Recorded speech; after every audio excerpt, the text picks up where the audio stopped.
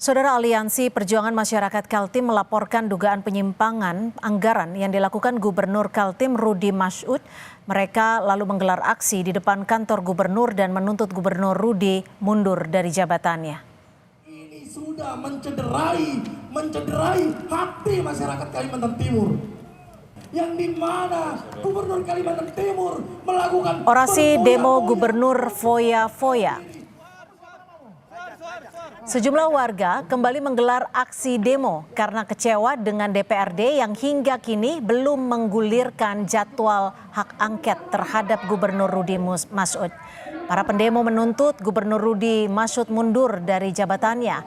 Merespon aksi demo, Gubernur Masyud memanggil 30 orang wakil pendemo untuk berdialog di dalam ruangan kantor gubernur. Bentar Bang ya. Kita meminta Pak Gubernur untuk hari ini mengikhlaskan jabatannya untuk ditinggalkan. Artinya kami meminta sebagai masyarakat tim Pak Rudy Masyud untuk mundur dari Gubernur Kalimantan Timur.